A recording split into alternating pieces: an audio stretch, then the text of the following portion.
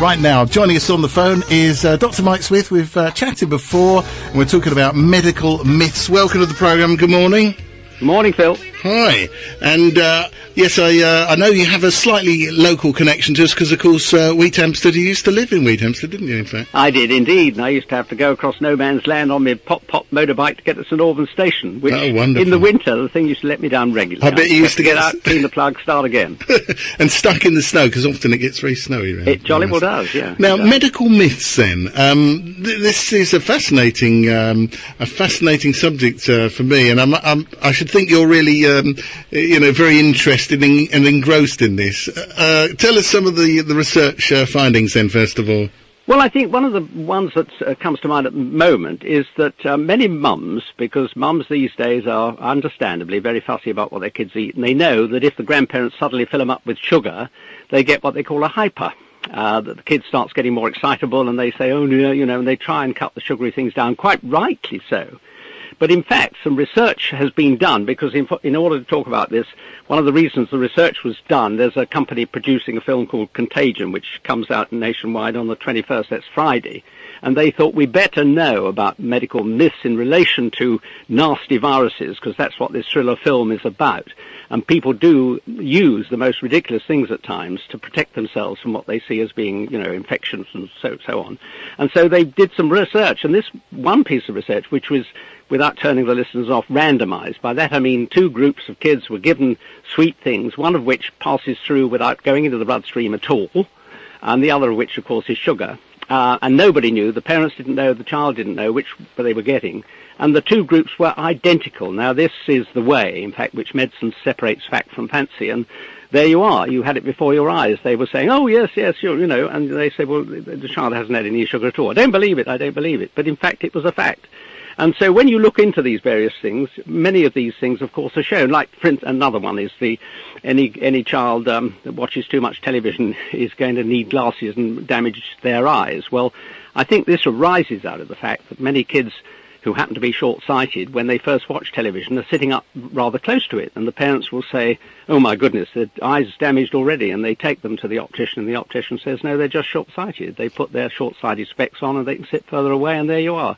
So all sorts of things like this, having stress makes you go grey, and so on. All right, I've got a couple for you. Now, I actually was told by my mother, if you eat your food too fast, you get indigestion. When I asked the doctor, he said that isn't necessarily the case. So what about that one?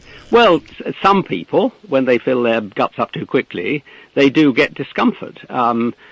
Indigestion is discomfort, and that's the least you get from it. Of course, if it's more than that, you get acid and all sorts of... Yeah, I'm talking about the acid reflux, Oh, yes, yeah. Well... but acid, if you're eating too quickly, then it could indeed give you a bit of acid reflux. By that I mean the really powerful acid that you have in your stomach goes up the gullet, the lower of the esophagus in medical terms, and it infects it. It irritates it and causes inflammation. I mean, another good fact I think, Phil, worth mentioning is that in the early days of air travel, they used to make the loos on the planes of copper. And, of course, the acid in your stomach, if you throw up into that, is so powerful, it turns them green.